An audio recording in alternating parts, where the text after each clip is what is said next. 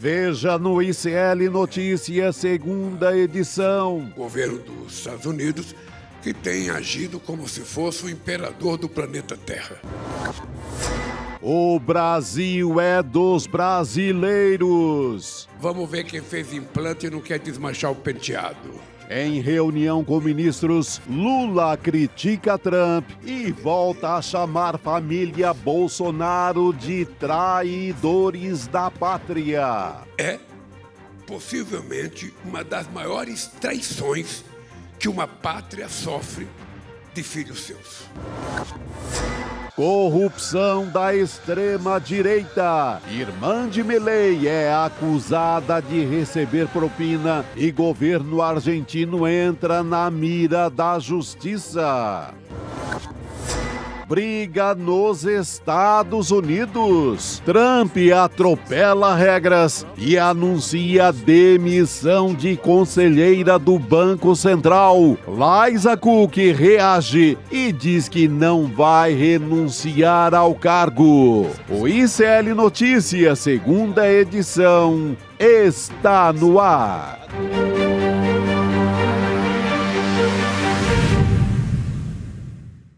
Olá, boa tarde. Seja muito bem-vindo, seja muito bem-vinda. O ICL Notícias, segunda edição, está no ar nessa terça-feira. Estamos ao vivo nos canais do Instituto Conhecimento Liberta, Eduardo Moreira, também no canal da Voz Trabalhadora, no YouTube. Boa tarde, você que nos ouve pela Web Rádio São João, diretamente de Quixadá, no Ceará, e também na Rádio Cultural, na região da cidade de Torres, no Rio Grande do Sul.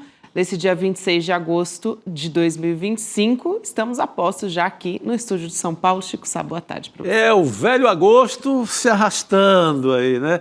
Porque a grande notícia mesmo vem em setembro, quando entrar a primavera. Mais conhecida como semana que vem. Mais conhecido como dia 2. Meu Deus do céu, não vejo a hora. Tá chegando, viu, Chico Sarri? Mas também o dia foi bastante movimentado lá em Brasília. Sim, todo dia tem, né? Todo dia tem. Tem toda essa história em torno do julgamento do Bolsonaro, do núcleo da trama golpista. E enquanto isso, também o governo tá ajeitando a casa, tá se pronunciando também sobre esses ataques dos Estados Unidos contra o Brasil. A novela continua a mesma, mas todo dia a gente traz um capítulo novo dessa história. Hoje a gente vai ter uma estreia aqui, né? Opa, não vejo a hora, não vejo a hora. No N2, vou chamar a Manuela Borges para conversar com a gente.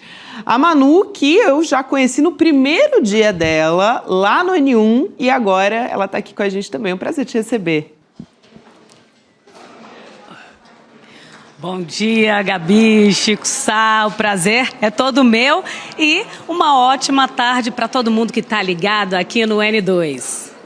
Manu, a gente já está aqui caminhando para a noite, mas você tá assim, tá tudo bem você dizer bom dia aqui, porque sempre que a Vivi vem do N2, ela também dá bom dia quando ela senta na bancada. Inclusive, eu de manhã sempre fico com vontade de dar boa noite. Então, a gente sempre fica nessa. Aliás, quando o horário do N2 foi para mais cedo, então nem se fala. Porque até eu acostumar com esse boa tarde, meu Deus do céu. Muito normal, Manu. Bem-vinda ao N2. Que bom que você está aqui com a gente. Muito bom ter você aqui com a gente, Manu, diretamente dos corredores ali do Congresso. Você que está acompanhando, a Manu está ao vivo de Brasília, a Manuela Borges junto com a gente.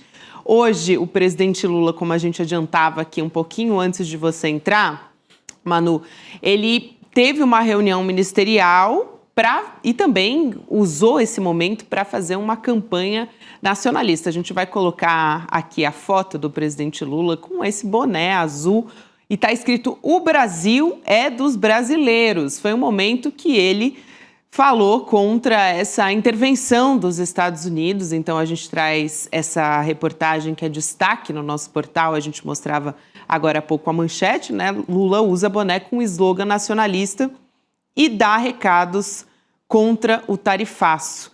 Acho que vale a pena, Mano, você contar um pouquinho como é que foi esse evento, mas a gente vai trazer alguns recados aqui muito importantes, alguns trechos de falas do presidente Lula.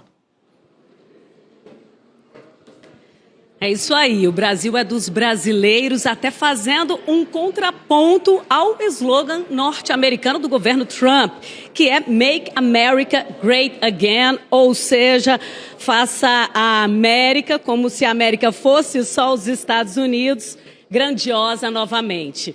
Então, reuniu todos os ministros, é a segunda reunião ministerial e, claro, o presidente Lula falou que o Brasil precisa proteger sua soberania, que não dá para levar desaforo para casa e também puxou a orelha de ministros que estão no governo Lula, que são de outros partidos e que já estão aí fazendo campanha para outros adversários políticos. É o caso do PP, União Brasil, Republicanos. Então, ele também puxou a orelha desses ministros falando o seguinte, se os senhores não concordam com esse governo, não defendem esse governo, que entreguem os cargos. Porque não dá para estar com posto, com orçamento, e estar votando contra e estar em lançamento de pré-campanha de outros possíveis presidenciáveis. Não, realmente isso é uma vergonha, né? Os caras ocupam cargos, eles, Manu, as últimas votações no Congresso, não tem efeito nenhum o fato de ocuparem os cargos dos ministérios, não conseguem melhorar a performance do governo nas votações do Congresso, e agora tem outro candidato. Pelo amor, é uma sem vergonhice, sem limite. Não dá para continuar assim, né? O Lula chama a atenção da situação surreal. Exatamente. Inclusive, eu conversei com alguns ministros e eles disseram que causou um certo constrangimento, porque foi a primeira vez que o presidente Lula chamou a atenção desses ministros, que agora parecem estar na oposição, na frente de toda a cúpula do governo. Então, gerou um constrangimento, sim. A informação é de que depois houve uma conversa em particular entre o presidente e esses ministros que fazem parte aí dessa suposta base que é dissidente, que não está junto com o governo. Inclusive, PP e União Brasil criaram uma federação, que é a maior força política agora aqui do Congresso Nacional, né, Chico? Exatamente. Não, só está voltando essa turma a usar o boné do Trump, porque é uma situação que não dá para compreender. Vai explicar por que eu tenho essas pessoas dentro do governo, com verba, com tudo, com jatinho para viagem, ou seja, com todo o usufruto de estar no governo, e não representam voto nenhum. Que é o mais importante. A bancada não dá nada, o governo continua perdendo nas votações. Eles votam junto com o Centrão, normalmente, e na eleição vão, sei lá, com Tarcísio, com Ratinho Júnior. Bom, pelo amor de Deus.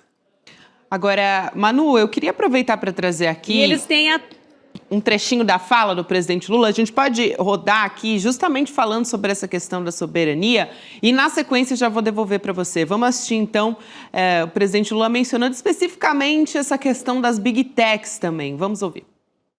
Ontem à noite, às 9 horas da noite, ele publicou no Twitter dele ou no portal dele, não sei, uma nota ameaçando outra vez que quem mexer com as Big Techs deles vai sofrer as consequências.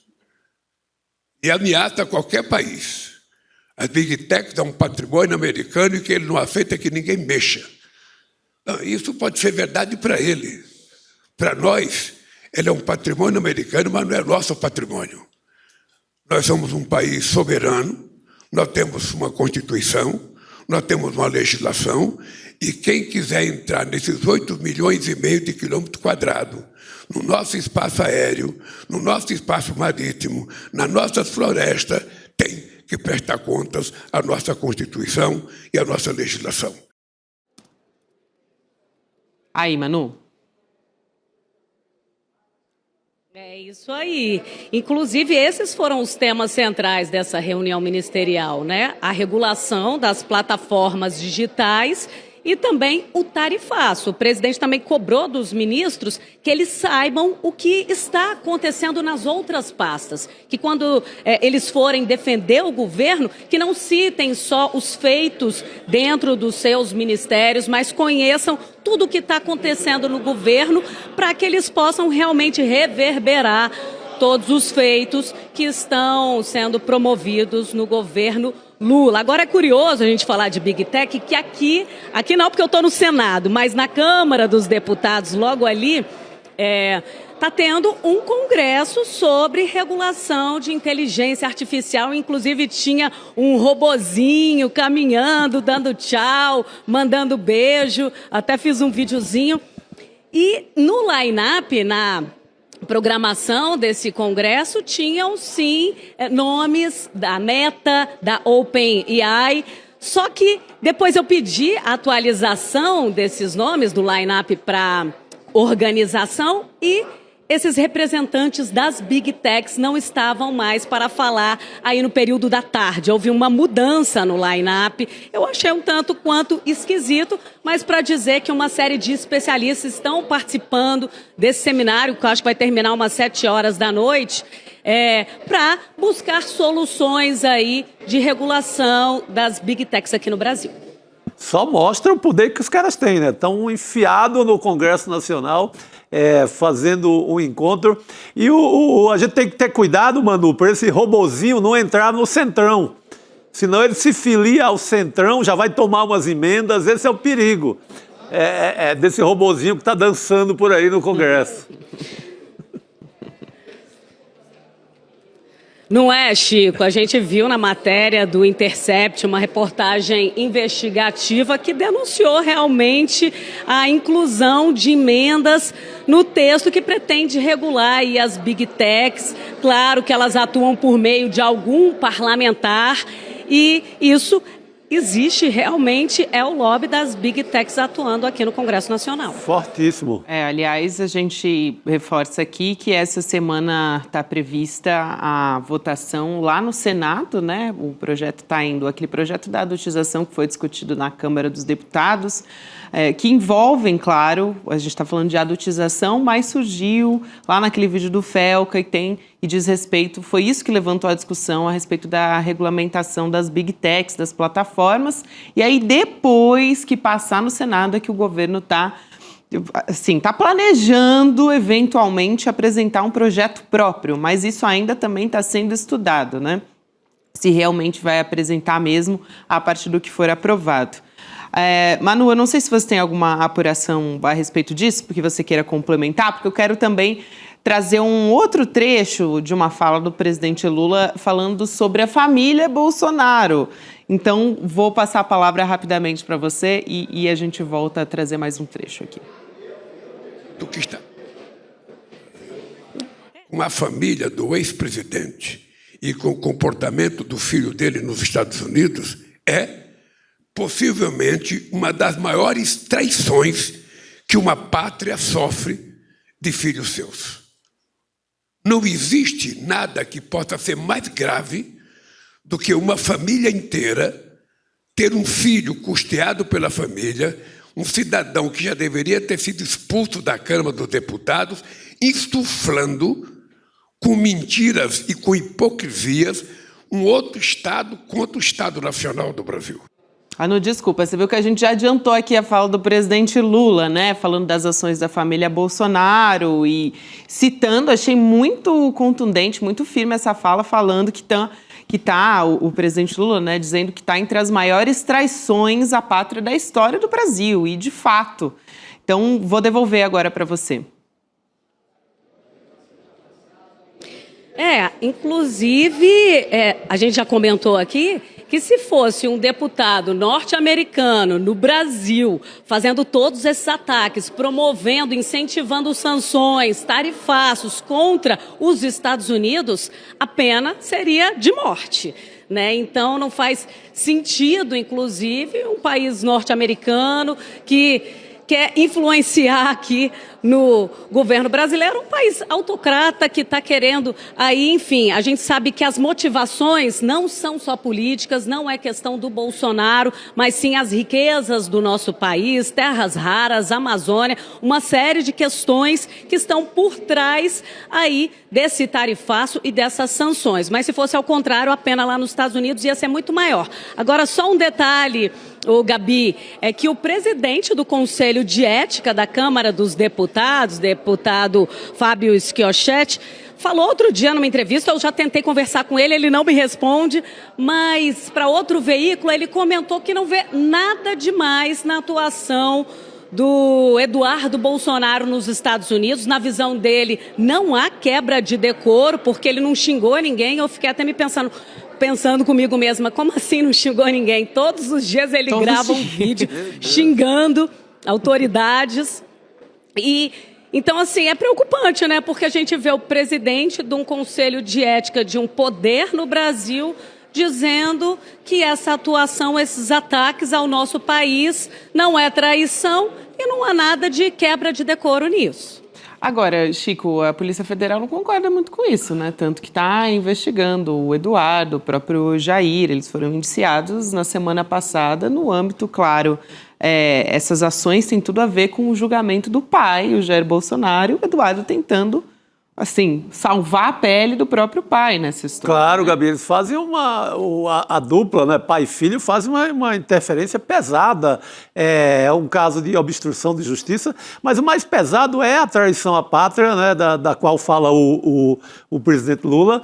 Se você for buscar na história, você não tem comparação. Você pode pensar em Calabar, no século XVII, que teria traído o Brasil para ficar do lado dos holandeses, mas se você for reparar direito, na verdade ele traiu a coroa portuguesa, ele não traiu nem o Brasil como instituição ainda, que o Brasil estava na mão ainda de Portugal. Aí você pular para o século XVIII, você vai para o Joaquim Silvério dos Reis, que é tido como o maior traidor, porque ele é quem leva a cabeça do Tiradentes. O Joaquim Silvério dos Reis não era um brasileiro, era um português. Então, não há na história registro algum de uma traição maior à pátria do que esse rapaz da família Bolsonaro está fazendo nos Estados Unidos. Por isso que eu acho que foi muito certeira aquela fala do presidente Lula nesse evento, justamente dizendo que é realmente uma das maiores traições da história, realmente dando nome ao que está acontecendo. Agora, outra movimentação ali no Congresso, que a Manuela Borges, também a Lu Vilela, toda a nossa equipe de Brasília está acompanhando muito de perto, é aquela CPMI do INSS, que o Chico Sá essa semana falou muito bem, né, Chico, que foi ali vamos dizer, um vacilo. Foi uma derrota do governo porque acabou sendo um vacilo. Um foi pro dentista, o outro deixou o cafezinho esfriar e não correu lá, e por aí foi. É um tremendo vacilo. Porque eu acho que deram como favas contadas que, não, vai ter o Omar Aziz, já está tudo certo, ele vai comandar a CPI. Vacilaram, a oposição foi lá e tomou conta. Pois é, e aí agora estão tentando, vamos dizer assim, dar uma remediada nessa situação. A gente tem o governo conseguindo emplacar pelo menos um vice-presidente nessa história, né, para essa comissão, que é o deputado federal Duarte Júnior, do PSB. Então, essa comissão, começando os trabalhos hoje, nessa terça-feira, já convocando 10 ex-presidentes do INSS. Entre os convidados aqui, já para adiantar esse contexto, para a Manu também poder explicar para a gente, está o Alessandro Stefanuto, ele foi afastado do INSS no âmbito daquela operação da Polícia Federal que trouxe desvios, né, revelando desvios nas aposentadorias. E ele era apadrinhado, para vocês se lembrarem dessa história, né, que surgiu com a operação da Polícia Federal, ele estava ali meio que debaixo do guarda-chuva, né, era um apadrinhado do Carlos Lupe, que naquela época era o ministro da Previdência Social, e ele entregou o cargo justamente no meio desse escândalo todo que veio à tona. E o Carlos Lupe se colocou à disposição também da CPMI, não é isso, Manu? É isso mesmo. O que a gente viu hoje, o Gabi e Chico, foi a arte da política. Diz que quem é político tem que saber negociar. E a gente realmente viu essa CPMI articulando para atender os dois lados. Porque a oposição tem a presidência e a relatoria, mas a base governista tem a maioria dos votos. Então, o que eles acordaram? Inclusive, a portas fechadas, né, começa a CPMI, eles começam a ler ali o plano de trabalho, os requerimentos, mas aí depois, em determinado momento, eles vão para uma salinha, os líderes, as lideranças, reúnem, ficam lá meia hora, 40 minutos e voltam com a decisão.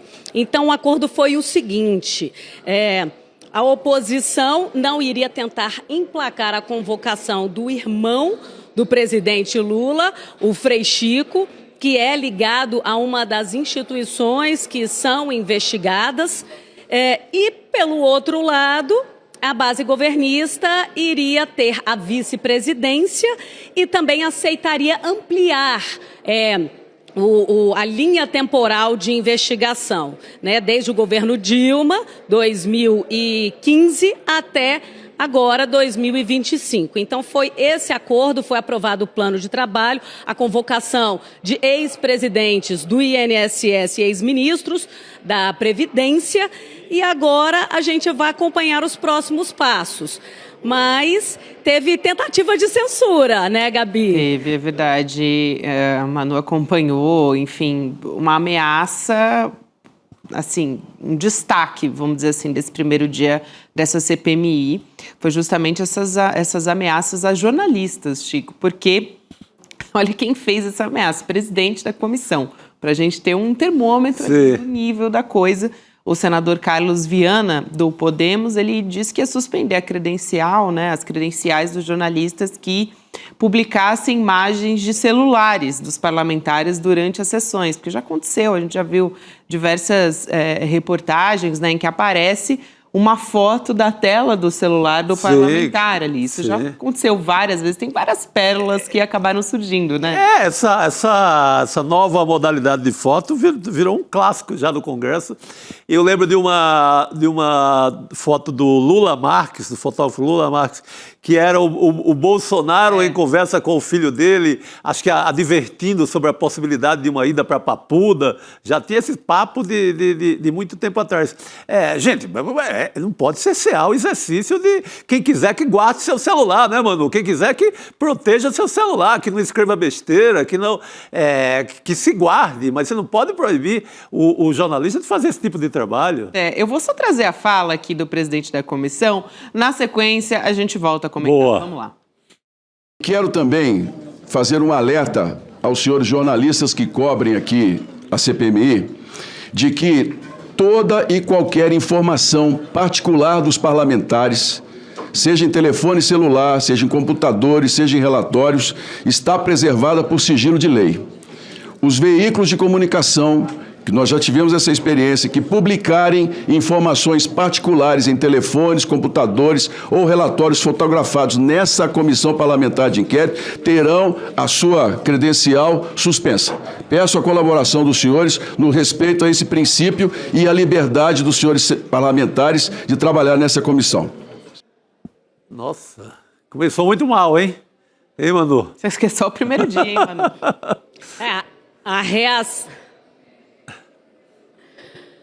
A reação do Comitê de Imprensa do Senado foi imediata, pediu esclarecimentos para a Secretaria de Comunicação do Senado, para a primeira Secretaria-Geral, e teve o apoio da senadora Elisiane Gama, que chamou a essa tentativa de censura de mordaça. A senadora encaminhou prontamente um ofício ao presidente do Senado, Davi Alcolumbre, pedindo explicações, inclusive anexou uma decisão do ministro Luiz Fux, suspendendo medidas como essa no passado. né? A gente sabe que o Lula Marques, ele teve a credencial cassada, ficou impedido de entrar no Congresso, então é mais uma tentativa de silenciar. Já teve caso até de fotógrafo ter flagrado parlamentar assistindo filme pornô. Ah, é verdade. Que Todo mundo... situação, hein, Que Chico Sá? situação, meu Deus do céu. É, realmente. Nada contra o pornô, mas muito contra o deputado que, na sua horário de trabalho, está vendo Exatamente. esse tipo de filme, né? Pô, deixa, aguarda um pouquinho, vê depois das 8, 9, tá bom. Realmente, tem cada pérola, né? A gente estava lembrando, teve aquela na audiência do Supremo também, que fotografaram o Bolsonaro conversando com a Michelle, foi emblemático, tem todas essas histórias aí, enfim, são fotos que sempre acabam... Mas imagina, é o dever 001 do repórter, seja fotográfico ou repórter de texto, ou de vídeo hoje, ou internet, seja de onde for, é buscar informações ali nas brechas, né? Tentar descolar algo inédito e, pô, se proteja, senhor deputado. Olha, Manu, boa sorte, porque, pelo jeito, foi só o primeiro dia da CPMI, a gente já está sentindo um pouco de como que vai ser daqui para frente. Um prazer ter você aqui com a gente também. Pode voltar mais do N2, viu? Que a gente gosta, a gente quer sua presença aqui também, querida. Valeu. Por favor, Manu. Boa noite, querida. Obrigado. Pode deixar, vou trazer só uma última informação. Vai lá, que o querida. relator da CPMI, ele veio dizer que foi convidado pelo advogado do Bolsonaro a visitá-lo, mas em nome da isenção, ele desistiu, declinou de visitar o réu Bolsonaro para não comprometer aí os trabalhos da CPMI. É isso aí, gente. Adorei. Um ótimo programa para vocês. Valeu, querida. Bom Valeu, trabalho querida. por aí, Boa noite. Brasília. Manuela Borges encerrando a participação dela aqui junto com a gente, ainda trazendo mais informação sobre a movimentação da defesa do Bolsonaro, que tem recebido algumas visitas ali na casa dele, mas daqui a pouco a gente traz mais informação sobre isso. Agora tem o Rodrigo Viana. Opa, eu conheço esse rapaz. É o cara bom, o cara bom. Eu vi esse Viana, né? Até vi a manchete, tomei um susto. E Viana não sei o quê, né? É o Carlos Viana, né? O senador que quer proibir jornalista de trabalhar. Eu queria dizer o seguinte, ele é jornalista, vocês sabiam disso? Isso eu não sabia. Eu trabalhei, não com ele, mas conheci o Carlos Viana. O Carlos Viana é de Minas Gerais, senador por Minas. Sim, é Aí, jornalista, é. Eu trabalhava na TV Record de São Paulo e ia algumas vezes para Minas. E aí, numa das vezes que eu estava lá na redação da Record em Minas, chega o cara e fala, você é o meu primo, brincando, né? Era ele, Carlos Viana. Ele era apresentador de um programa de final de tarde, desses que tem na Record. E ficou muito popular. Ele veio do rádio primeiro, eu não me lembro agora, mas é uma rádio importante lá de Minas. Ele veio da rádio, a Record contratou. Então ele fez a carreira dele no jornalismo, com a informação. E foi assim que ele ficou conhecido, assim que ele se elegeu senador. Pô, agora quer Cara de pau. censurar. Mas também eu achei que ele viu uma casca de banana lá do outro lado da rua e foi lá pisar, né? Porque na hora que a oposição consegue ganhar presidência, relatoria, senta ali na mesa, agora vão atrapalhar a vida do governo, que o objetivo é esse.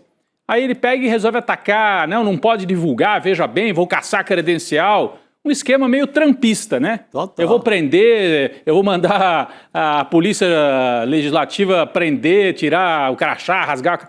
Enfim, pegou mal. Até conheço, pessoalmente ele é até um cara cordato assim, mas bolsonarista, né? Aí se perde no personagem. Ele é um cara, pessoalmente, até assim, tranquilo. Não, ele acaba querendo ser bonzinho, dizendo não vou visitar o Bolsonaro, mas com isso ele revela a intimidade que tem com o Bolsonaro. É verdade. Ele é convidado para casa, para dividir ali momento, um café ao pé da tornozeleira ali. É um café com tornozeleira. Fica bom, um chazinho com tornozeleira, né? Um Fica, negócio será? interessante. Não, e agora a Polícia Federal reforçou lá na frente, né? É verdade, a Polícia Federal reforçou também, Rodrigo, porque foi uma decisão do Supremo Tribunal Federal, né? A gente esperava, estava aguardando, agora há pouco a gente trouxe essa atualização no ICL urgente também, de que de fato agora a gente teve a decisão para que a Polícia Federal mande os agentes, um reforço, né, na casa do Bolsonaro por risco de fuga. Daqui a pouquinho a gente vai trazer mais detalhes a respeito disso, voltar mais o olhar para Brasília.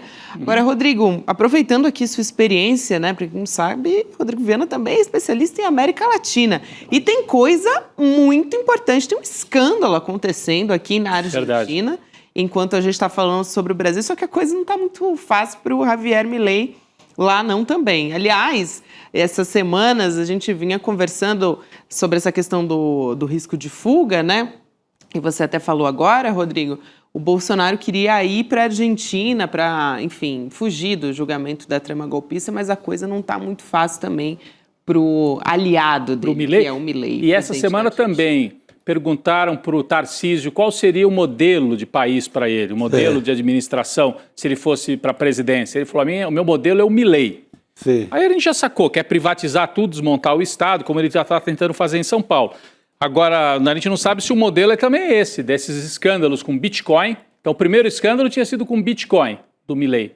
E esse de agora é mais grave, porque envolve, como você falou, Gabi, acho que você vai trazer aí os detalhes, envolve diretamente a irmã do Milei, que mais do que a irmã e a pessoa mais próxima dele, tem um cargo, é uma espécie de chefe da Casa Civil do governo. Ela é secretária-geral da presidência lá na Argentina. Então, além de irmã do Javier Milei, a Karina Milei é secretária-geral ali da presidência da Argentina.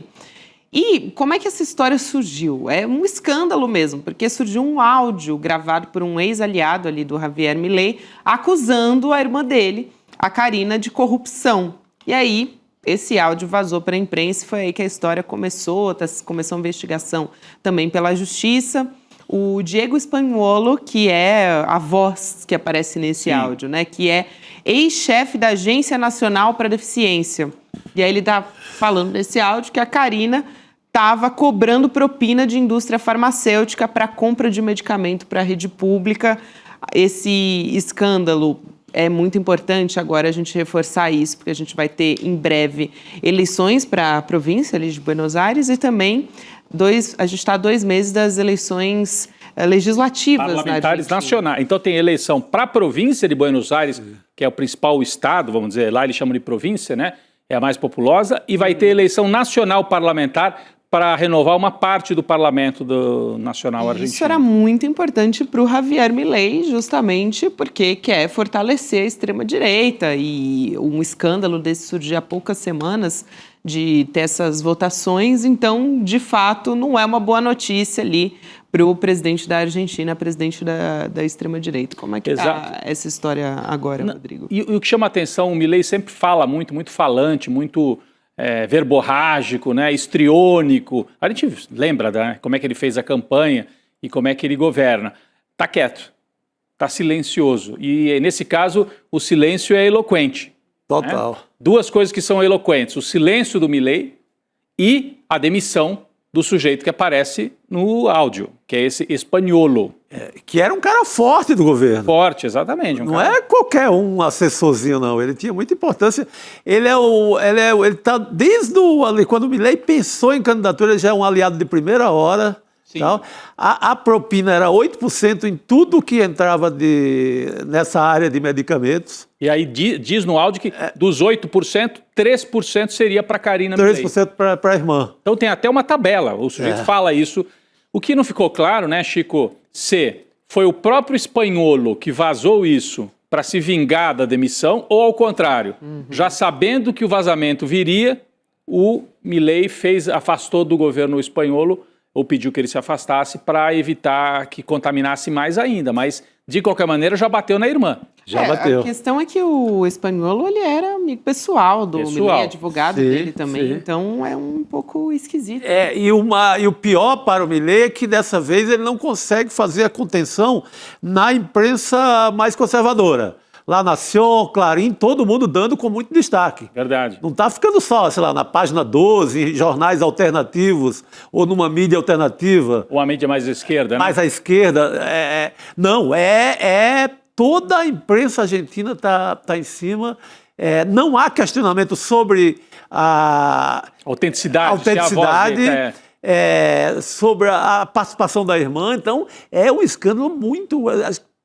São cerca de $800 mil por mês. É muito dinheiro. É muito dinheiro. Então, é difícil. E pega o Milei na grande bandeira dele, que ele falava que era incorruptível, que ele falava, como o Tarcísio falou, só tenho 9 ministérios, aqui tem que enxugar tudo. O mesmo Tarcísio, o governador Tarcísio, que deixa passar o escândalo do propinão, do 1 bilhão só de propina na Secretaria da E Fazenda. também é na área também é na área de farmácia, né? Na área de farmácia, a mesma história. E de tanto enxugar, de tanto se meter a enxugar, talvez tenha passado esse escândalo do governo Tarcísio, porque não teve ninguém para olhar. Já 6 fiscais já foram demitidos aqui. Lá, só o cara foi afastado até agora. Né? Esse espanholo. E é importante porque pega no discurso, o Milei o tempo todo fala que ele é o representante de uma Argentina que é contra as castas. Que era o discurso, isso é velho, né? O Collor, a gente conhece isso da época do Collor aqui no Brasil, né? Que falava que era contra os marajás. E esse escândalo, Gabi, o Chico disse, o La Nación, o Clarim, os grupos tradicionais da mídia não estão fingindo que não existe. Porque é parecido, na época do Collor, era impossível você ignorar aquele escândalo, porque tem todos os ingredientes, como agora também no caso do Milei, que fazem uma cobertura forte na imprensa. Envolve a família do presidente, envolve gravação, tem voz do assessor, então é algo que está pegando pesado e justamente não é uma denúncia assim, o Milei está desmontando o sistema de saúde. Ele não liga para isso, porque ele prometeu entrar desmontando. Então, enquanto as denúncias ficaram, ele está desmontando, pegava só um pessoal assim mais à esquerda que já não gostava dele. Agora, quando começa a falar de corrupção, tanto nas criptomoedas como agora envolvendo a irmã, então pode realmente ter um desfecho perigoso para o Milei, que vamos lembrar, ele não tem maioria hoje na Assembleia, no Congresso Nacional Argentino.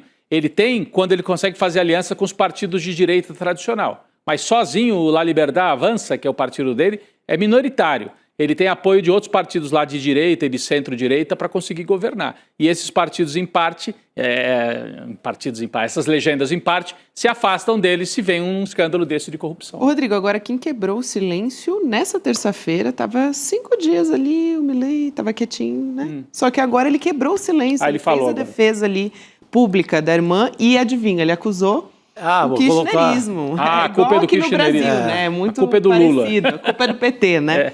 Mas disse que o kirchnerismo é o, vamos dizer assim, é o responsável, né, de semear o caos e não mencionou o escândalo das profinas, mas estava, claro, dando uma resposta a isso, defendendo a irmã dele e tal. Ele respondeu sem responder. Ele respondeu sem responder, exatamente. Falando de uma crise, mas é claro que a crise que essa a gente está falando é essa. E tem um ramo da família Menem, lembra o Costeleta, ex-presidente? Que era amigo do Collor e tal. Sim. Tem um ramo da família lá que está no governo, que está enrolado também com as farmacêuticas e com o governo. Tem um primo, né, chama Lully, até o nome. Que é Eduardo Lully Menem, né? Eduardo Lully Menem. Que é o principal assessor, é o primeiro posto da irmã, o primeiro assessor da irmã. Da irmã. Isso. Então, no áudio cita esse Lully, né? Então... Então se aproximou demais do presidente esse escândalo. Aliás, esse Menem, ele é primo do presidente da Câmara dos Deputados lá do país, né? Primo do presidente. Do Martim Menem. E os dois, por sua vez, são parentes do velho Carlos Menem, que foi o cara que foi da época do Collor, era o presidente da Argentina. E que, no fim, acaba sendo apontado, né? As investigações estão em curso, mas está sendo apontado como o principal operador do esquema ali dos desvios. Esse Lully Menem. Exatamente. Difícil sair dessa, viu? Lula Menem será o PC Farias do Milei? Parecido, viu? Tem semelhanças. Muito bem. A gente vai continuar acompanhando essa história e também como isso vai reverberar, como isso vai, assim, afetar o processo eleitoral ali da Argentina, se isso pode enfraquecer de alguma maneira a extrema-direita. Eu acho que essa é a grande questão ali do quanto isso... Porque o Milei já vinha também tendo um processo de desgaste, já passou por vários protestos, né, contra o governo dele e agora tem mais essa. Eu acho que é bastante... Vamos ver se vai ficar nas cordas, né? Essa é difícil, que é a irmã, né? Não é? E a irmã que manda. Ele delega, ele entrega tudo na mão dela. Ele é de extrema confiança, além do sangue, parentesco, é de dentro de casa, é o escândalo dentro de casa. E ele estava em silêncio, eu estava lendo na imprensa argentina, e hoje você disse que quebrou o silêncio, eu não tinha visto que ele tinha quebrado justo hoje. Porque, foi agora. Foi agora há pouco. Em parte, porque o medo, Chico, a gente sabe como é que é nesses casos. você responde e aí aparece outro áudio. Então eles estavam com medo de responder ou de dizer, não se sabe nem se é a voz dele e tal, e aparecer mais 2 ou 3 áudios e você fica pendurado na escada, né, ali, numa situação ruim. Então eles estavam esperando, o medo era, responde e depois surge mais. Aí você entra numa escalada, você não sai mais dela, né? Esse é o risco ali pro Menem, ó, pro Milei. Pro Menem também, Pro né? Menem e pro Milei. Família Menem também. Pro Menemzito e pro Milei. É isso aí. A gente, aproveitando aqui o gancho, falando sobre essa história, a gente vai ter nessa semana, daqui a pouquinho, dia 28, então depois de amanhã, quinta-feira, a aula de Daniel Ziblatt, que é professor de Harvard, também um dos autores de Como as Democracias Morrem, e também do outro best-seller que veio na sequência, Como Salvar as Democracias. 8 horas da noite, Eduardo Moreira vai conversar com ele. E tem tudo a ver, né? A gente falava agora há pouco sobre ataque à democracia, e acho que a melhor maneira de enfrentamento é a gente ter conhecimento. Então, vale muito a pena a gente acompanhar. Vai lá em icln2.com.br, deixe o seu e-mail e aí você vai receber a mensagem da nossa equipe de que a entrevista, né, de que a aula vai estar começando. Também, para quem está assistindo pela televisão, dá para apontar o celular para a nossa tela. Aqui você tem no nosso cantinho, aqui onde está a minha mão, para você que nos assiste, pode colocar, apontar o celular para a tela e escanear o nosso QR Code. Você vai para o mesmo caminho do icln2.com.br. Não perde essa chance de se inscrever. Vamos seguir aqui conversando sobre Brasília, Rodrigo Viana. Bora. Agora há pouco a gente falava, né, sobre esse prazo, né, para a defesa do Jair Bolsonaro se pronunciar, né, sobre o documento encontrado pela Polícia Federal. Amanhã vai terminar o prazo para a PGR, especificamente, né? Então, para falar daquele documento que foi encontrado, é uma espécie ali, é um documento editável. E aí a defesa do Bolsonaro já falou publicamente sobre isso, que seria um documento que o Bolsonaro recebeu. Por provável fuga para a Argentina, né? Exatamente. Para pedir asilo para o Javier Milei, que a gente conversava agora. Já não é um bom lugar para ir, hein? Já foi melhor, melhor destino a E Argentina. agora nem dá mesmo, né, Chico? Se chegar no em prisão domiciliar. no meio de uma confusão dessa, você não vai ser nem bem recebido, porque o cara quer resolver o pepino dele. Exatamente. Agora, a gente recebeu na semana passada a notícia de que a defesa tinha se pronunciado. Eles escreveram 12 páginas, sexta-feira que saiu essa notícia, e eles estavam num estilo mais agressivo. Então, eles estavam chamando esse documento que apareceu, né, e que a Polícia Federal trouxe à tona no relatório, eles estavam chamando de peça política, o documento da Polícia Federal, com o objetivo de desmoralizar o Bolsonaro. A gente vai conversar com um advogado, professor, com o doutor Fernando Ideu, a respeito desse assunto. Doutor Fernando Ideu, boa noite, um prazer te receber mais uma vez. Boa noite, queridos, prazer é todo meu. Boa noite. Boa noite. Eu queria começar perguntando para o doutor Ideu, porque tudo aqui a gente está tentando ter um pouco, vamos dizer assim, um termômetro de como é que vai ser esse julgamento na semana que vem, né, doutor Ideu? Então, ontem a gente falava, será que o Bolsonaro vai realmente, presencialmente, assistir ao julgamento? Será que não, porque tem aquela questão da saúde, isso pode ser importante depois para ficar na domiciliar? A outra questão é esse tom também que mudou um pouco da defesa do Jair Bolsonaro, um tom mais agressivo. Dá para imaginar que esse também vai ser o tom agora que os advogados do Bolsonaro podem assumir na semana que vem lá no Supremo? Não sei, Gabi. O que eu sei e que todo mundo sabe é que o Bolsonaro será condenado, né? Não por uma perseguição, como se tenta alegar na sua defesa, mas por conta das provas robustas que foram colhidas ao longo da investigação e ao longo do processo criminal contra ele. A estratégia que ele adotou no começo foi uma estratégia mais de uma postura mais amena, né? Fez brincadeiras no seu interrogatório. Eu imaginava uma postura muito mais de enfrentamento, né? De falar para o seu público. Pelo contrário, né? O seu público mais radical ficou muito decepcionado com a postura de Jair Bolsonaro, convidando até em tom de brincadeira o ministro Alexandre de Moraes para ser vice dele. Agora, não sei, efetivamente não sei se a defesa dele subirá o tom, mas acho que isso pouco importa diante de todas as provas que foram levantadas, colhidas e apresentadas. Bolsonaro exerceu o seu direito de ampla defesa e tende, assim como os demais réus desse núcleo 1, a ser condenado nas próximas semanas. O julgamento foi marcado aí para as 2 próximas semanas, né? E nessa ocasião vai ter a oportunidade da PGR se manifestar, das defesas se manifestarem novamente, dessa vez de forma mais objetiva, né? Os réus não vão ser interrogados, já foram interrogados. Dessa vez a defesa falará por cada advogado de defesa de um dos réus falará pelo prazo de 1 hora, e a tendência é que até dia 12 de setembro temos uma sentença final aí do Supremo Tribunal Federal.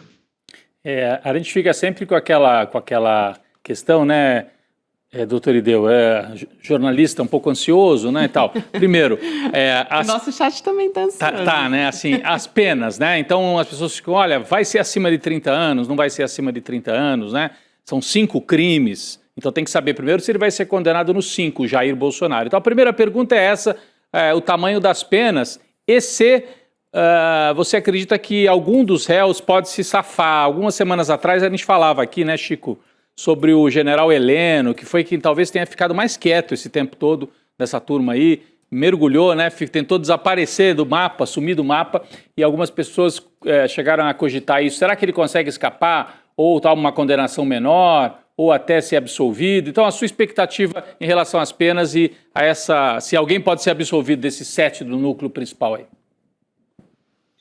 E parece que, por se tratar das lideranças, né, as penas tendem a ser altas, o que é justificado justamente pela posição na cadeia de comando desses réus agora sendo julgados do primeiro núcleo. Então, não me surpreenderia se a gente tivesse penas aí passando de 30 anos para alguns dos réus, né? Dado o histórico dos casos julgados aí do 8 de janeiro, me parece que algo entre 20 e 30, quem sabe até superior a 30 anos, não seria um absurdo, não seria algo fora do padrão do que o STF tem julgado. E acho que sim, tá? Eu acho que o papel do processo é justamente esse, é individualizar as condutas, né? Individualizar as condutas. Pode ser sim que não, me parece que desse primeiro núcleo, ali a gente está falando de lideranças, de pessoas que efetivamente exerceram um poder, né, uma posição, que tomavam decisões, que conduziam estratégias, né? Então, não sei se desse primeiro núcleo vai haver a realização dessa possibilidade, que há a possibilidade, mas não sei se vai efetivamente acontecer. Mas nos demais núcleos eu acredito que sim, né, que o papel do Supremo, do Judiciário, é justamente esse, é individualizar as condutas.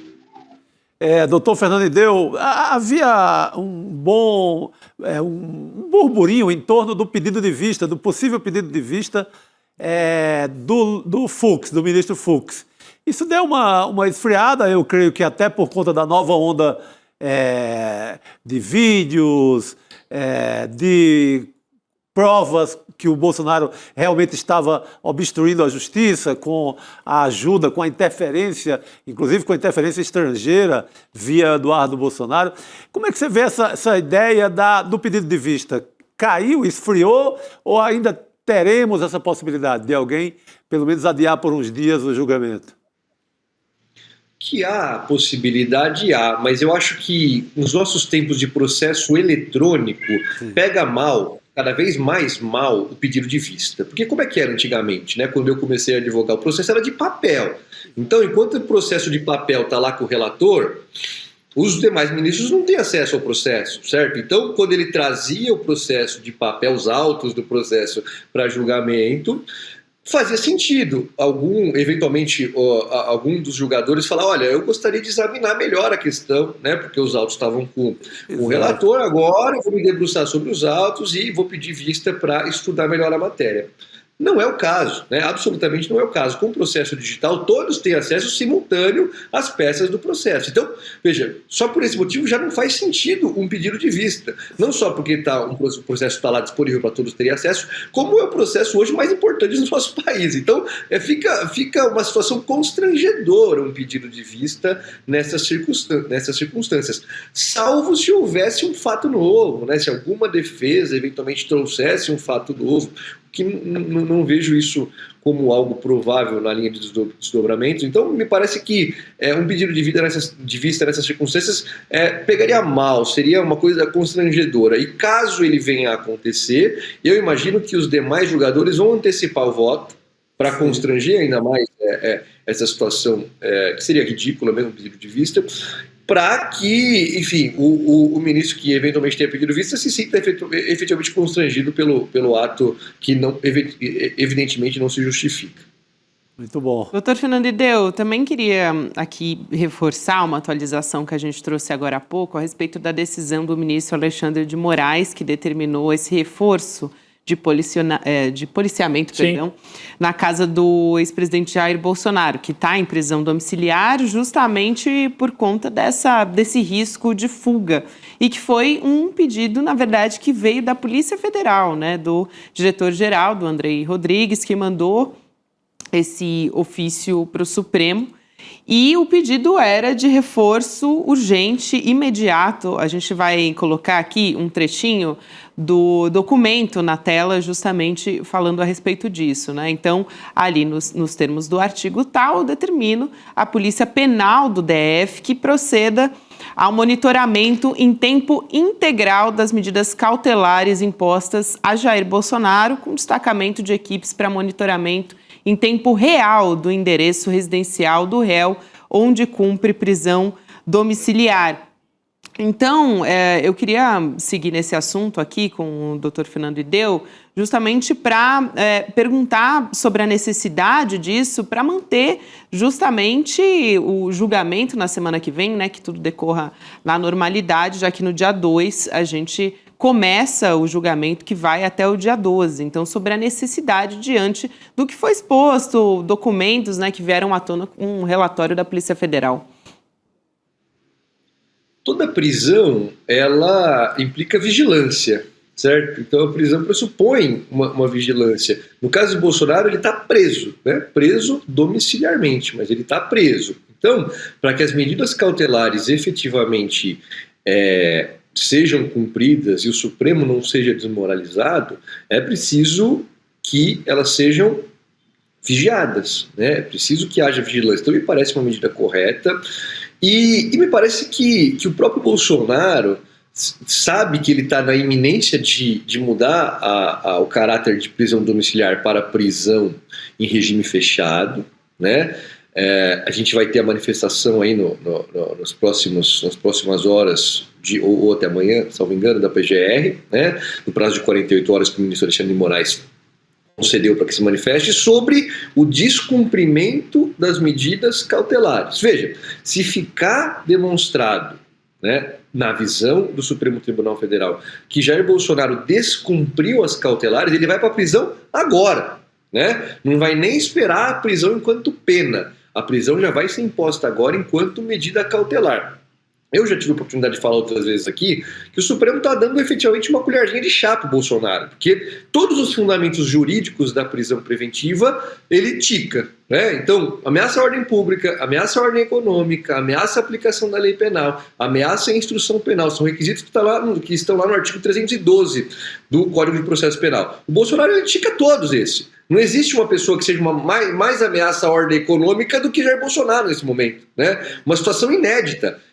Um ex-chefe de Estado brasileiro tramando com o presidente dos Estados Unidos para impor sanções econômicas a todo o país e especificamente coagindo os ministros que vão julgar o seu caso como moeda de troca para ele se libertar, né? Veja, não tem nem mais aquela hipocrisia de que, não, é isso mesmo, o discurso é aberto agora, é cada vez mais aberto. A gente quer, a nossa moeda de troca é Bolsonaro livre, anistia pro Jair Bolsonaro. Então, veja, é até desmoralizante, chega a ser até desmoralizante para o Supremo que Bolsonaro continue solto e os outros 700, 600, 500 mil presos temporários, cautelares do Brasil, estejam lá presos com muito menos fundamento que o Jair Bolsonaro. Então, mas evidentemente que uma prisão de um ex-presidente há de haver um cálculo político, mas o que me cabe analisar aqui, que é a questão jurídica, posso dizer com segurança, Bolsonaro preenche todos os requisitos para estar preso preventivamente, e não seria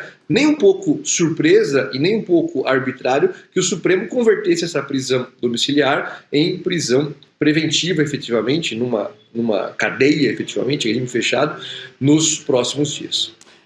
Parece que o Alexandre de Moraes, o Supremo, na verdade, está tentando de tudo para conseguir segurar até o final ali da sentença do STF, né? Porque agora tem o policiamento, mas na sexta-feira a gente até conversava sobre a possibilidade de até o final de semana Jair Bolsonaro sair da prisão domiciliar para uma preventiva, prisão efetiva, né? Para converter.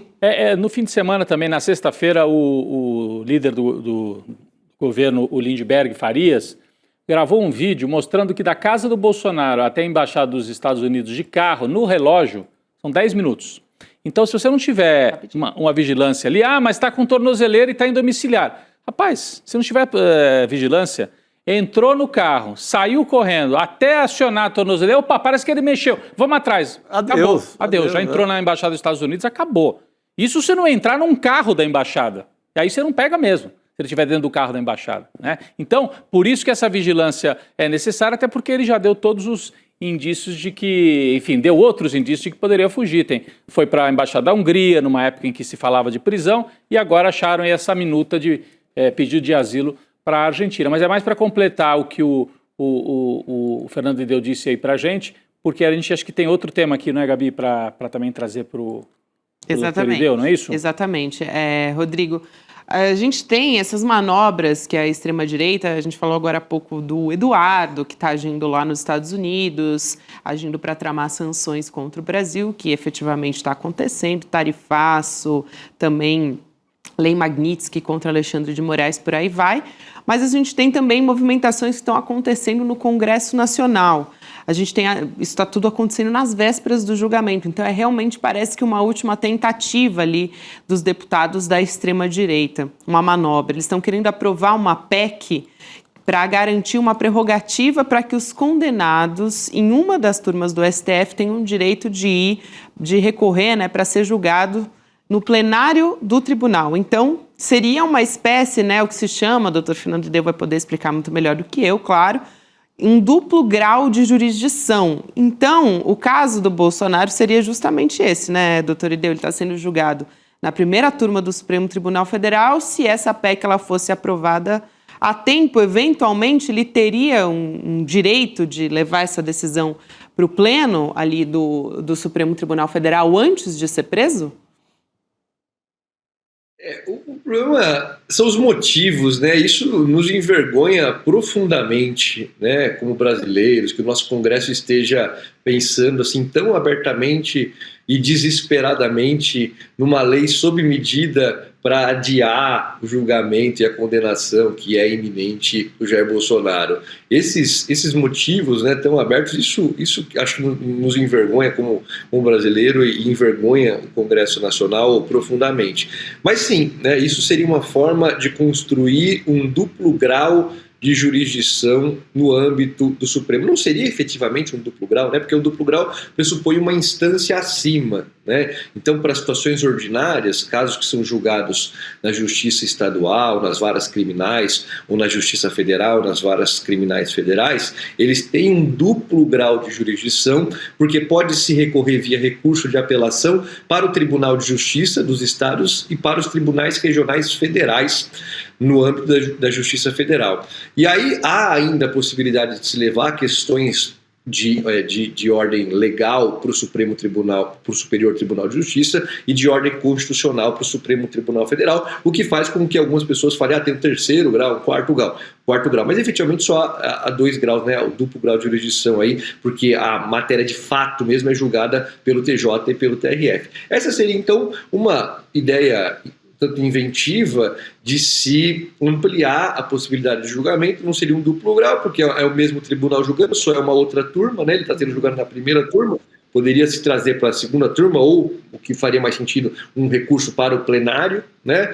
Mas acho que seria uma coisa para a gente debater, né, juridicamente. Há muitos debates jurídicos sobre isso, mas uma PEC sob encomenda assim, é algo ridículo e que nos envergonha profundamente. Nos envergonha totalmente. Doutor Fernando Ideu, muito obrigada. É sempre um prazer te receber aqui no N2. Um abraço grande. Obrigado. Boa noite, querido. Obrigado. Beijo a todos aí. Até a próxima. E que, além de tudo, né, Gabi, se fosse para o plenário, ele perderia de novo, né? Daria 9-2, né? Daria 9-2 no plenário. Seria 4-1, seria 9-2. E atrasar a prisão, efetivamente. Atrasar em 3 meses, em 6 meses, embaralhar um pouco o jogo. Mas ele perderia de novo, teria os 2 votos dos terrivelmente bolsonaristas. Tem uma maneira de driblar também um veto, eventualmente, do presidente da República, né? Porque no caso da PEC, os deputados passariam, né? Essa proposta, porque não poderia ser vetada, né? Fazendo por PEC, né? Fazendo por meio de uma PEC. Então, quando o doutor Ideu fala sobre essa vergonha, né, de ter parlamentares como esse. Você fazer uma emenda à Constituição para salvar a cabeça do Bolsonaro. Um ex-presidente que... Pelo amor de Deus. Um filho atuando contra o Brasil e por aí vai, realmente vergonhoso mesmo. Agora, quero trazer os temas aqui, estava dando uma olhada no que a gente vai discutir no Precisamos Conversar de hoje, hein? Depois do N2, 7 horas da noite. Estou sempre, assim, muito interessada nos temas que aparecem. Tem Rodrigo, olha só, o chamado heteropessimismo. Não conhecia esse termo. Está sabendo o que não estou sabendo, não. O cansaço das mulheres em relações heterossexuais. A gente ouve falar. E não é pequeno esse cansaço, não, hein? Eu não sabia que tinha esse nome. Tem esse nome, heteropessimismo. E não é pequeno, não. Esse é uma rebelião nacional. O famoso celibato voluntário, eu já escutei. É uma rebelião nacional, e com razão, né? Porque você tem cada vagabundo por aí, pelo amor de Deus, né? É muita razão. Não tá fácil para mulher hétero, não. Pelo amor de Deus, eu desistiria no primeiro momento. Não é comigo, estou fora.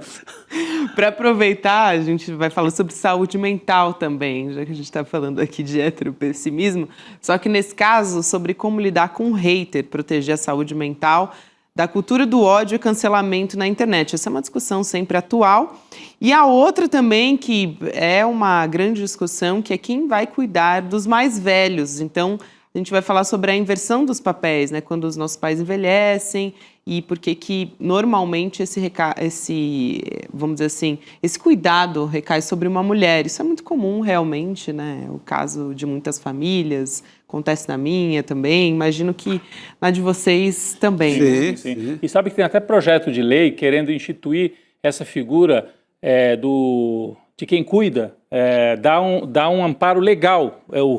O regime, quem é que se... Assim, inclusive o tempo do cuidado, né? Mas se o Brasil fosse um país com menos dificuldades, a gente poderia avançar para isso, né? O tempo do cuidado como um trabalho realmente que a pessoa faz e que deveria ser levado em conta até na hora de pensar numa aposentadoria, etc. Porque muitas vezes a pessoa tem que abdicar, né? Do trabalho remunerado. Normalmente tem, né? Ou sacrifica a profissão, né? A carreira. Exato. Por conta de se dedicar a esse cuidado. É isso. Sem contar aquela coisa da geração sanduíche, tudo isso a gente vai... A geração sanduíche é porque está cuidando dos filhos. Pais e dos filhos. Isso, né? Cuida dos pais, dos filhos, dos netos, né? É isso. Boa discussão. Na verdade, são várias, né? Bela discussão. Que você vai acompanhar no Precisamos Conversar, junto com a Juliana Baroni, com a Sucena, a Márcia Tiburi e a Sara Zara também, e você pode entrar no grupo para ficar sabendo antes quais são os assuntos que vão ser discutidos. Essa chamada é muito boa, heteropessimismo. Dá vontade, né? Assim, dá vontade de realmente entender mais o que é isso. E as meninas vão discutir lá com profundidade essa história, eu também quero acompanhar. Vai lá em sl.com.br/precisamos conversar para ficar sabendo de tudo, que a gente traz spoilers semanalmente. E vamos olhar de novo para os Estados Unidos, minha gente, olhar para o que está acontecendo. Todo dia a gente traz uma decisão nova. Antigamente a gente dizia, vamos para a corte, saber o que está acontecendo na corte. Diário da corte, né? Diário da corte, Paulo Francis. Aqui é o Diário do Fim do Mundo. Diário do Fim do Mundo. Dos Estados Unidos, né? Agora o Donald Trump tem uma nova briga para chamar de sua, né? Semana passada, Venezuela, retrasado Brasil, enfim. Agora é o Federal Reserve. Já era uma briga que vinha acontecendo. E uma mulher negra, especialmente, que ele escolheu, né, para atacar. O Federal Reserve, para quem não sabe, é o Banco Central dos Estados Unidos. Por isso que Débora Maganha está chegando para conversar com a gente hoje. Débora hoje está dominando o noticiário, né? Porque teve mercado de investimentos, ela foi também no Em Detalhes e agora está com a gente aqui no N2 também. Débora, boa noite. Boa noite, Débora. Boa noite, Gabi, Rodrigo, Chico. Já posso pedir música, hein? Já Pode tem 3 programas aí. Que coisa boa! Aqui você pode tudo, viu, Débora? Pode pedir música, pode pedir o que você quiser. Agora, para dar um pouco do contexto, claro que a Débora vai detalhar aqui muito mais para a gente, mas quem foi demitida, Rodrigo, você até citou aqui, né, que é uma mulher negra, foi a diretora do Fed, que é a Lisa Cook. E o Donald Trump pediu, né, a demissão da diretora do Fed, alegando uma suposta fraude hipotecária. Só que a Lisa respondeu. Então, ela respondeu ao Donald Trump, ela publicou uma nota dizendo que o Donald Trump não tem autoridade para demitir uma presidente do Fed e disse que não vai renunciar. Uma diretora, uma conselheira, na verdade, ela não é presidente. Isso, é verdade, né? é verdade. Obrigada, Rodrigo. E aí a gente traz aqui a reação do mercado a respeito disso, porque não foi positiva, lógico, e a Débora vai poder explicar o que a gente pode esperar a partir disso, porque foi, de fato, uma interferência muito clara do governo dos Estados Unidos. Pesada, né? Pesada. E ele vem interferindo no Fed, inclusive no Banco Central dos Estados Unidos, há bastante tempo, né? Não é de agora que ele está colocando as pessoas na mira ali. Então, o primeiro que ele atacou foi o Jerome Powell, que é o presidente da instituição. Ele tentou pressionar aí para que o Jerome Powell fosse demitido, não, na verdade, pedisse para sair. Então, ele fez toda uma pressão para o Jerome Powell pedir demissão. O Jerome Powell falou que não ia pedir demissão e tudo isso vem em um momento que ele ataca o Banco Central dos Estados Unidos sistematicamente. Então, ele fala que o Banco Central dos Estados Unidos não toma boas decisões, que ele tomaria melhores decisões em relação aos juros, poderia ser melhor presidente e diretor do Banco Central.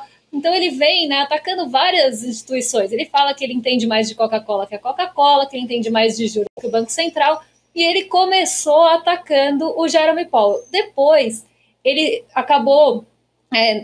o Jerome Powell está resistindo, está resiliente ainda ali na função de presidente, e aí a gente teve a saída da Adriana Kugler, que é uma diretora também do Banco Central dos Estados Unidos. Ele comemorou essa saída, foi o segundo ataque, e depois que a Adriana Kugler saiu, ele começou a atacar a Lisa Cook.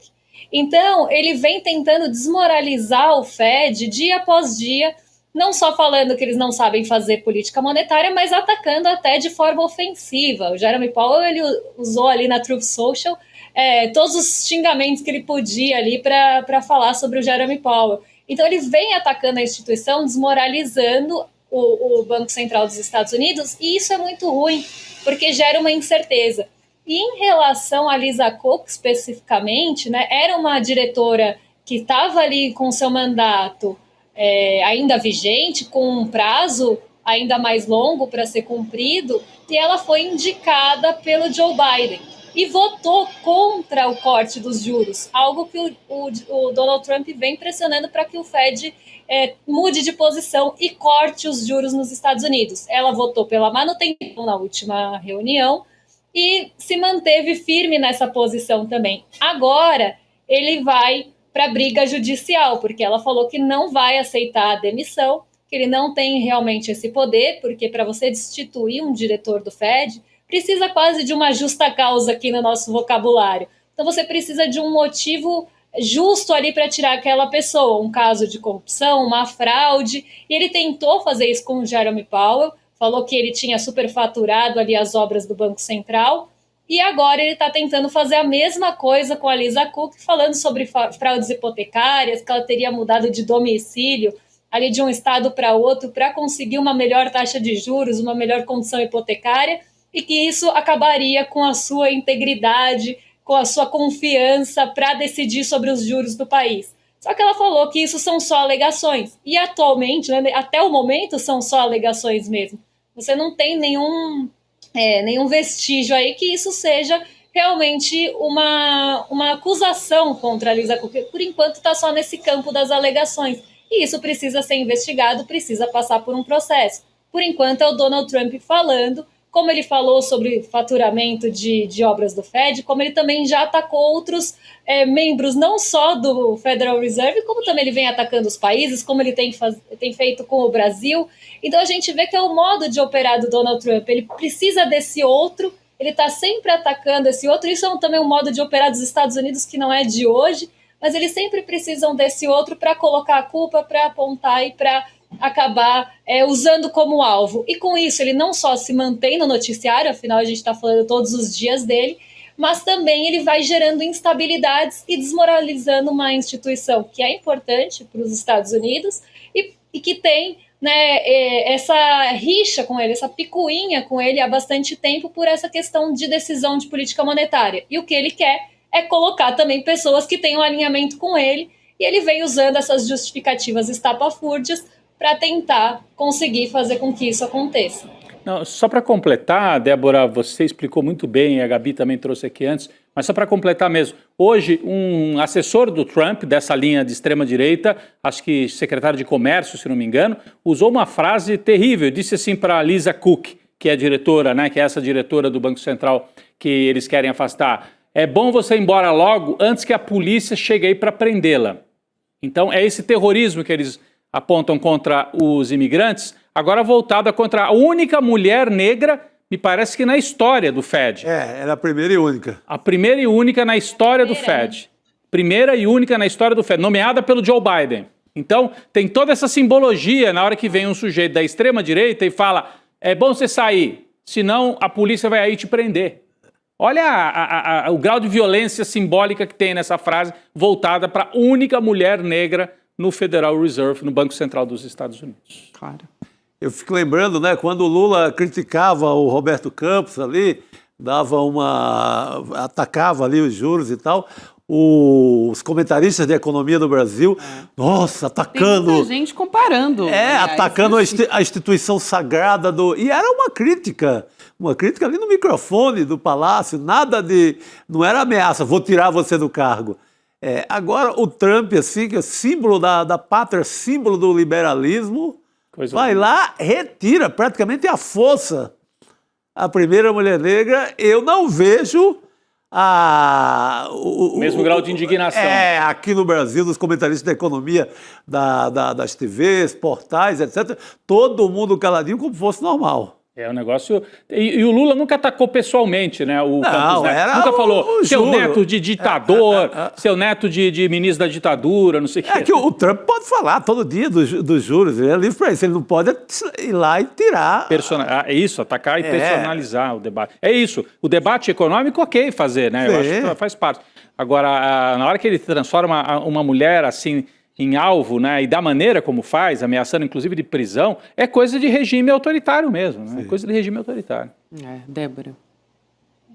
Exatamente. E ele atacou as duas mulheres, né? Porque quando a Adriana Kugler saiu, ele também comemorou, fez todo um alarde em relação a isso, e depois passou a mirar a Lisa Cook, que é mulher e negra, né? A primeira mulher negra do Banco Central dos Estados Unidos nesse cargo de conselheira e de diretora, né, que tem o poder de decisão também em relação aos juros. E aí a gente vê que essa tentativa de intimidar e de demitir a Lisa Cook acaba sendo mais um exemplo desse Donald Trump tentando achar aí um alvo, um bode expiatório para encobrir a sua própria incapacidade, porque ele está sempre ali buscando o outro, tentando colocar a culpa. Eu até brinco que ele é quase um Homer Simpson, né? A culpa é dele, ele coloca em quem ele quiser. E cada hora ele está com um alvo diferente. Chegou a vez da Lisa Cook e ele foi muito realmente agressivo com ela. Mas isso mostra, né, essa fragilidade, porque o que está sendo discutido no Banco Central dos Estados Unidos hoje e a gente pode, né, inclusive criticar esse pensamento, se isso é eficaz ou não.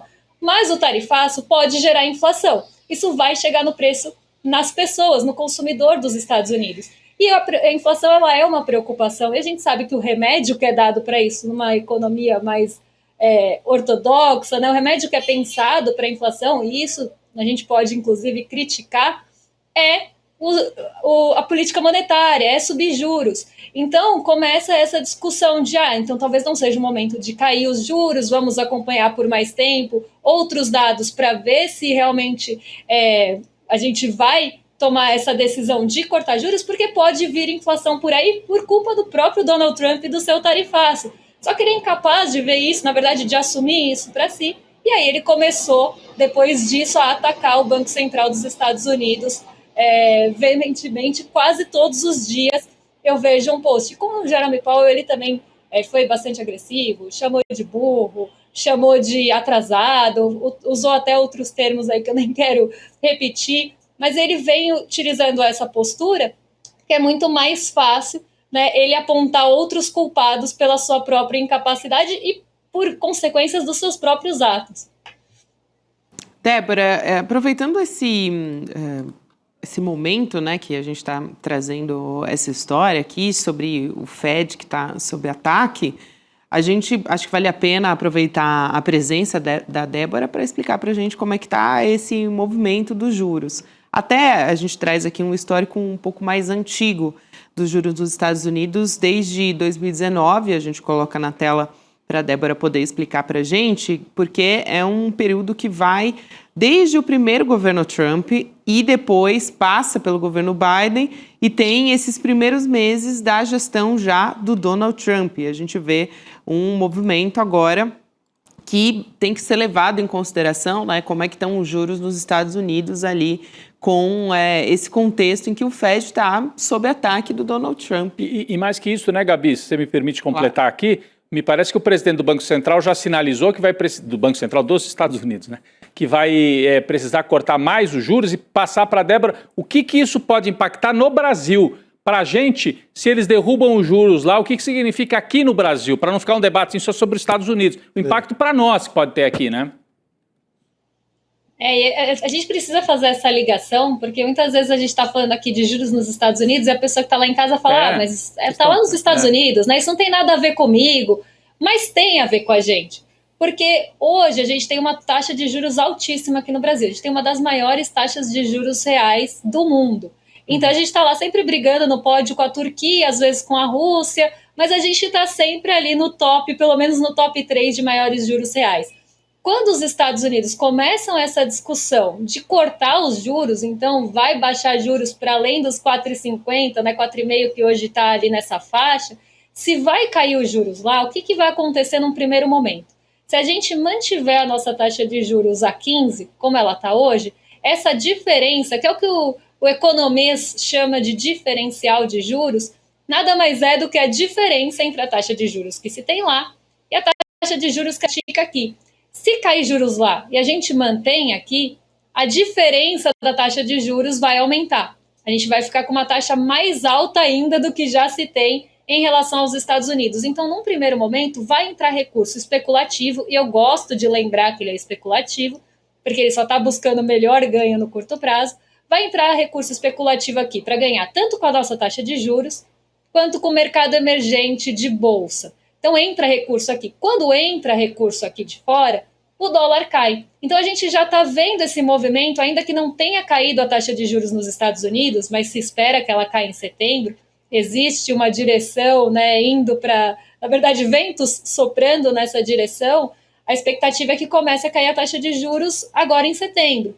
Se isso acontecer, se essa expectativa se cumprir, e o mercado sempre age na expectativa, vai entrar recurso aqui para buscar ganho, tanto na nossa bolsa, que está, de certa forma, agora se recuperando, mas esteve depreciada por muito tempo, e vai buscar ganho também na nossa altíssima taxa de juros de forma especulativa. Mas lembrando que esse recurso não tem nenhum compromisso em ficar aqui, fomentar o Brasil ou fomentar nossas empresas, é realmente para ganhar no curto prazo. Então, num curtíssimo prazo, você vai ter uma queda do dólar. Isso a gente já está começando a ver nos últimos dias, desde que o Jerome Powell falou no simpósio que provavelmente se corte juros mesmo. Mas mais que isso, no longo prazo, pelo menos no médio prazo, a gente pode começar a ter uma pressão para que os juros caiam aqui também mais rápido. A gente está vendo a inflação já trazendo alguns pontos de arrefecimento. Então, isso pode, inclusive, embasar uma taxa de juros menor aqui. E esse corte está sendo esperado há bastante tempo. A nossa taxa de juros está muito alta, isso inviabiliza o crédito, isso deixa o crédito muito caro para as pessoas, para as empresas. Então, né, se cai a taxa de juros nos Estados Unidos, num pequeno momento a gente vai ter essa diferença maior, mas num segundo momento pode começar a ter pressão para que a taxa de juros caia aqui também e tenha corte de juros no Brasil. E isso pode começar a desafogar um pouco a nossa economia, que está muito enforcada por essa taxa de juros alta, porque ninguém consegue pegar crédito fácil, o crédito fica muito caro, as pessoas vão pensar 2 vezes antes de tomar uma decisão, uma empresa não vai contratar mais gente, colocar planos para rodar, porque ele vai comparar com os juros e vai falar, bom, eu posso sentar numa taxa de 15% ao ano, quanto eu preciso lucrar para ganhar disso? E mais que isso, ele vai olhar para frente e vai falar, pô, minha demanda não está tão boa, porque se as pessoas já não estão tão confiantes na renda e no crédito, talvez eu não tenha demanda para frente. E aí hoje ele toma a decisão de pôr o pé no freio. Então a gente está vivendo essa situação hoje. E talvez uma pressão vinda dos Estados Unidos num segundo momento, com esses cortes que possam começar a acontecer, dê uma despressurizada aqui na nossa taxa de juros, e eu espero que isso aconteça. Porque a nossa taxa de juros está num patamar estapafúrdio também. Com certeza, Débora, é importante aqui trazer esse contexto de como vai nos afetar no Brasil. E Débora sempre muito didática aqui para nos ajudar a entender esse cenário. Obrigado. Débora Maganha, um prazer receber você aqui. Volta mais vezes na N2 também, querida. Um beijão. Até a próxima. Beijão. Só convidar que eu tô aqui. Opa, boa noite, querida. Obrigado. Terminou com uma ótima frase, né? Taxa de juros num patamar estapafúrdio. Faz até porque eu não ouvi essa palavra. Define bem. Estapafúrdio. Foi um bom adjetivo, né, para descrever o cenário que a gente tem por aqui. E aproveitando, a gente está falando aqui do cenário internacional, sobre como nos afeta, Rodrigo e Chico também, a gente tem uma notícia importante também a respeito de ataques contra o presidente Lula por parte do ministro da Defesa de Israel, o Israel Katz. Ele disse que o presidente Lula é um antissemita declarado e apoiador do Hamas. Isso porque o presidente Lula foi talvez um dos primeiros líderes de Estado a dizer que é genocídio o que está acontecendo lá em Gaza, né? Foi uma publicação que o Israel Katz fez no X, e a gente vai ver um trecho aqui do que ele diz, aqui a gente tem a tradução, né, disso. Ele diz o seguinte: vergonha para o maravilhoso povo brasileiro e para os muitos amigos de Israel no Brasil, que este seja o seu presidente. Dias melhores ainda virão para a relação entre nossos países. E ali tem uma imagem também para tentar associar, né, essas decisões, essas falas do presidente Lula, que são muito contundentes e muito certeiras, falando em genocídio, ao Irã e, consequentemente, ao Hamas, né, querendo dizer que é um dos financiadores, enfim, que o presidente Lula tem relações com o Irã também. Olha, eu não me conformo ainda, não sei se eu estou velho demais, com a forma de comunicação dessas embaixadas, desses setores diplomáticos, desses atores da política internacional. Eles viram uns garotos de 15 anos da internet. Sabe, colocar uma imagem dessa é um desrespeito, né? Para quem está só nos ouvindo, né, Chico? Até me desculpa, boa, é sempre perfeito. bom, né, fazer essa descrição. Sempre bom, e você sempre cuida muito disso, Gabi. Eu estou tentando, né, pra gente ter essa lembrança aqui, porque o presidente Lula está ali, aparece na imagem, né, embaixo, assim, como se ele tivesse sob o guarda-chuva, os tentáculos do líder supremo do Irã, o Ali Khamenei, o Ayatollah. Como se ele fosse um boneco controlado pelo Irã. Não cola, mas é um discurso, eu acho que é mais voltado para a própria comunidade. Um fantoche. É um fantoche do Irã. Isso aí, enfim, é lamentável. Mas fala, Chico, você estava falando que... Não, é esse comportamento, sabe, de como governos e principalmente embaixadas, como a Embaixada dos Estados Unidos aqui no Brasil, como esses atores todos internacionais do grande jogo político internacional, como eles têm se comportado em rede social. É completamente impensável que um país se comunique dessa forma em relação a outro. E ainda é uma ira, né, ao que o Lula falou muito antes de todo mundo. Genocídio.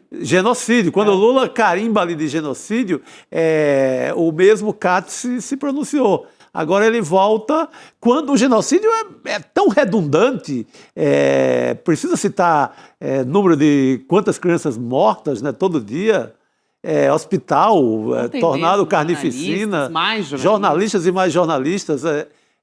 mortos, né?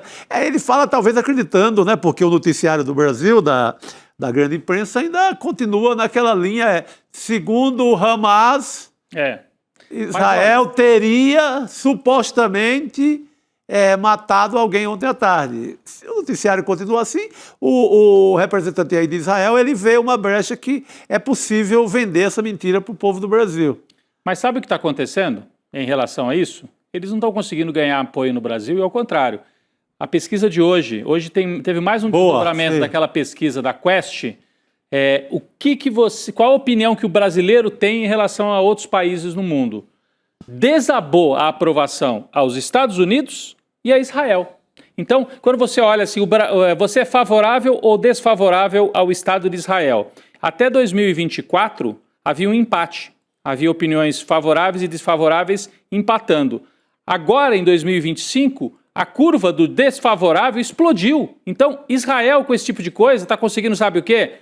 Tem mais de 50% da população brasileira desfavorável a Israel e apenas 35% aprova. Israel está se isolando no mundo. E os Estados Unidos também estão perdendo apoio dos brasileiros, que sempre foram muito simpáticos a Israel e aos Estados Unidos, né? Então, estão conseguindo isso, se tornar antipáticos, além de estarem cometendo um genocídio contra o povo palestino. É sempre bom repetir, é genocídio o que vocês estão fazendo. O Israel Katz é uma espécie de Nicolas Ferreira no comando das relações exteriores lá de Israel, Gabi. Aliás, Rodrigo e Chico também, a gente tem nota do Itamaraty já a respeito disso, se pronunciando sobre esses ataques aí do ministro da Defesa de Israel, e citaram até aquele hospital que foi atacado. Agora a gente falava da morte dos jornalistas, também de socorristas que estavam lá. 20 civis morreram no total.